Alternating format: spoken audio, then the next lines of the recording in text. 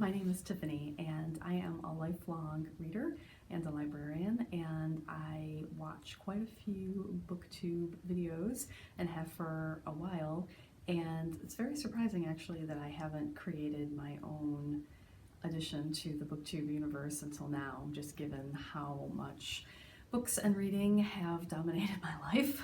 But for whatever reason, I was inspired only very recently to do that, and I don't really know exactly everything that will happen if people are going to want to watch or what have you. I just figured I would try it out. So I wanted to create a short intro video, just a very little bit about me and my story, if you will, with reading and what I like to read and what I would like to do with this channel. So let's have at it. So you know that my name is Tiffany now, and I am a wife and a mom to two children who are either teenager or a young adult in college.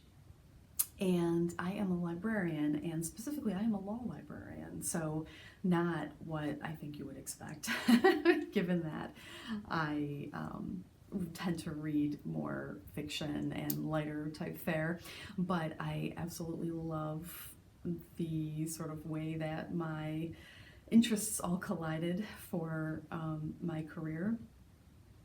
And I am a legal reference librarian. I work at a law school, so an academic law librarian, and I help people with finding what they need with regards to law. And I also teach legal research to both undergraduates, college undergraduates, and then graduate level law students, and I love it. But that's not really relevant for purposes of the channel, just a little background on me. So that's my story in a nutshell. But in terms of reading, I want to talk to you about what I like to read and so what I want to do, and just a couple of just historical, if you will, points of reference for my history with reading that may resonate with some of you. So I've been a reader since I was a small child. I remember having one shelf in my bedroom that was my to be read. And boy, were those the days where it was just one shelf, because now, it consumes bookcases. But back then, I just knew that I never wanted to run out of things to read. I not only needed something queued up to read next, but I wanted to be able to pick depending on what I was in the mood for. I pretty much exclusively read fiction at that time, but still, I had subgenres and all of that, and I wanted to be able to pick. My husband is also a reader, but he will read a book. This is just shocking to me. And he won't necessarily have something to read next. He owns a decent amount of books. He reads a lot of nonfiction, not nearly as much fiction as I do. And he reads a lot from the library, much more than I do. And he will just I need to get to the library. And I'm thinking, how can you live like this? But everybody's different, right?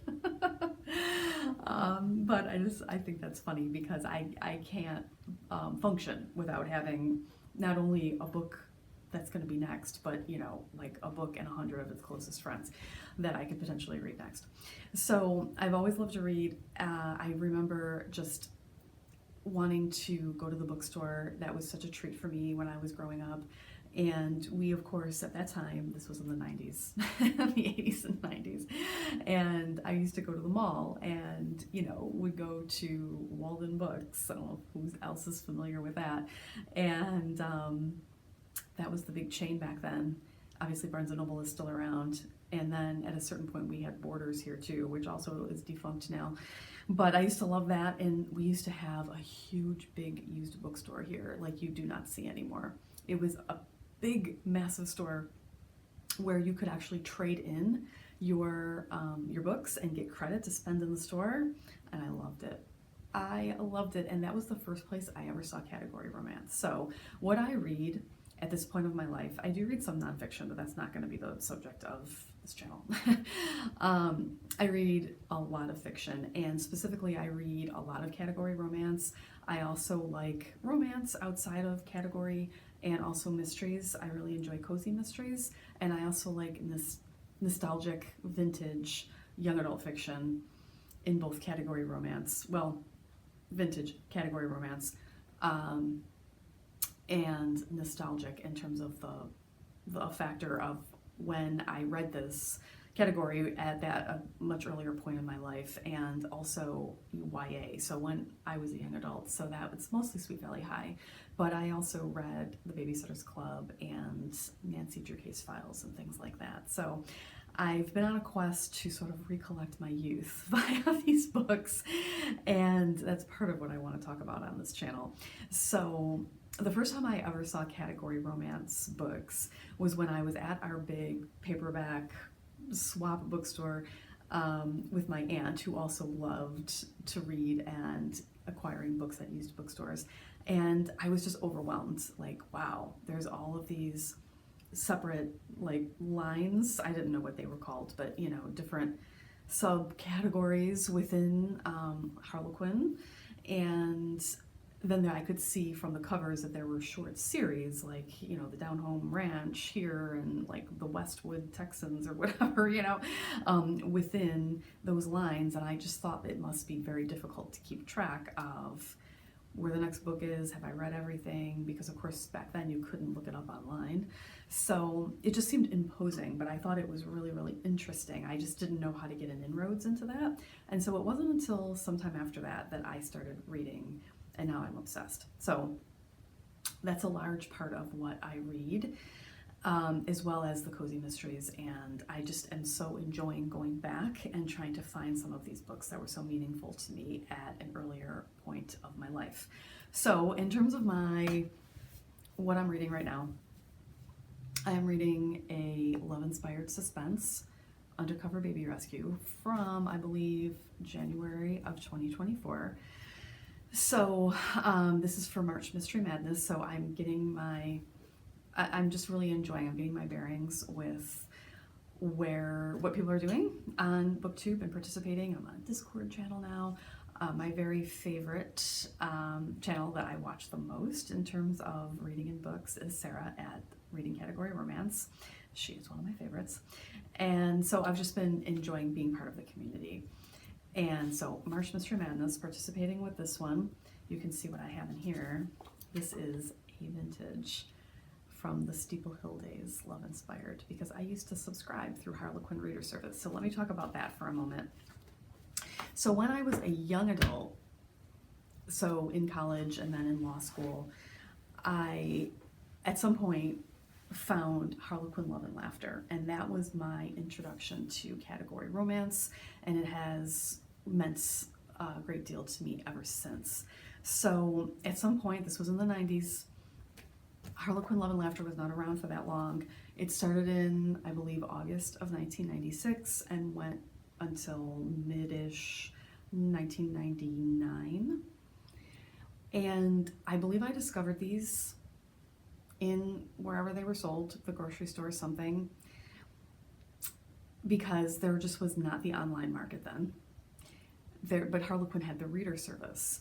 And so I discovered this and I fell in love with it because I love comedies and the use of humor in writing. I always enjoyed writing as well when I was a child, and I enjoyed using humor in the stories that I created. So these really caught my eye. I just loved this banner with love and laughter. And so there were 2 out a month. It was just perfect. And you can see that they're not that long. They were just a nice bite-sized, economical, right? Like inexpensive way to get my reading fix. And so I read a couple of these, and then I read a couple more, you know, and I found myself going to the store to seek them out. And then they had this one doesn't have it, but you know, Harlequin would often have those little cards, you know, that you could send in and join the reader service, and they would send you some free books and all of that. And so at some point I did that. And I don't remember when in the run I did, but this was only around for 3-ish years. So it had to be fairly early on, because I know I got them for a decent amount of time and I loved them. And because there were only 2 a month, I could keep up with them pretty easily. And when I got married and moved out, because I lived with my parents for a little while when I was in graduate school and such to save money, and like in the couple of years immediately thereafter.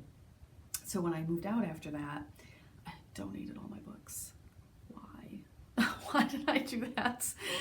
It's very sad, but I didn't keep them, and so now I'm going back and reacquiring all of them, and it's, you know, it's a lot more expensive, but it's enjoyable. So that's part of what I do with my book hobby. But I love these books, and the line came to an end in mid '99, and my reader service subscription was turned over to what they were replacing it with, which were these duets.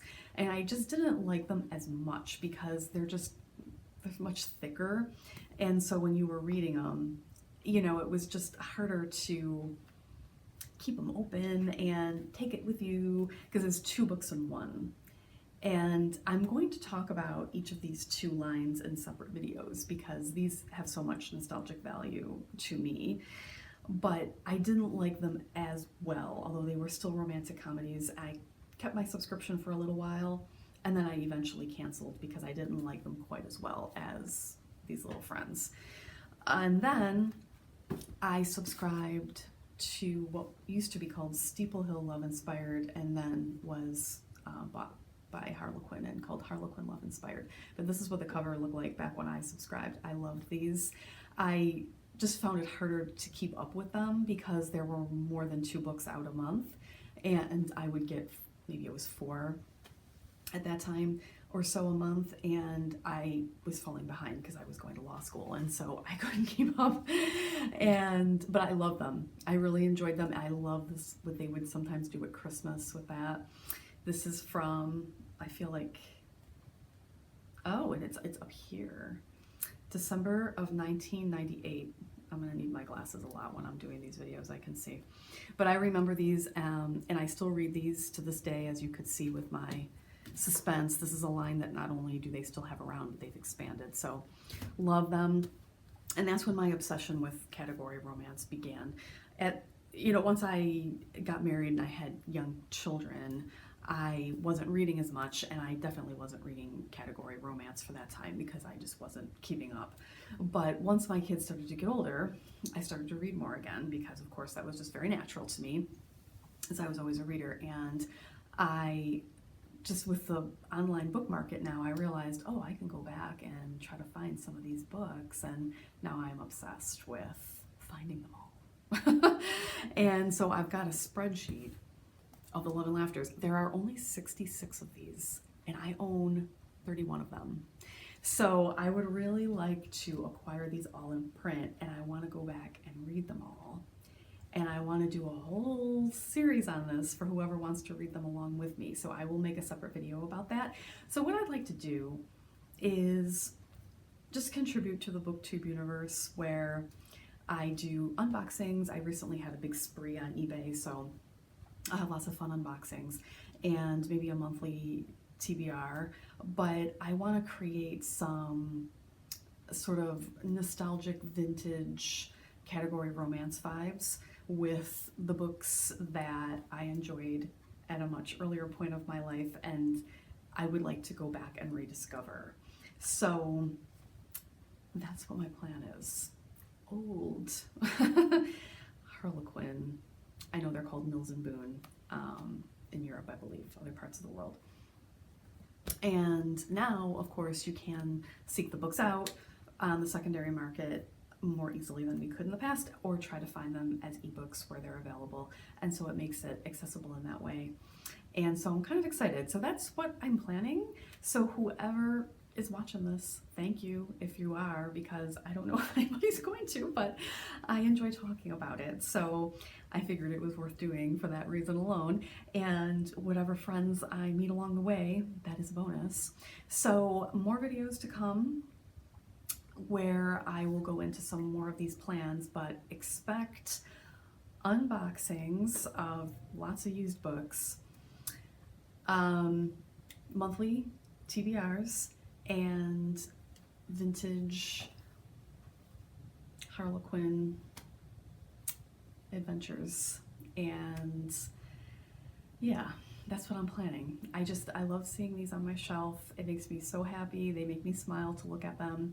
And even though they're kind of fragile, and it's much easier for me to read on my e-reader, I love reading these in their physical copies because it just reminds me of an earlier time of my life as a reader and how much reading meant to me during a very stressful point in time. So that's what we're gonna be doing, friends. And whoever wants to join me, I would be happy to have you. So I will see you again soon for whatever I'm gonna do next. And it's gonna be a surprise even to me as to which I pick for our next video. So I will look forward to seeing you soon. Bye.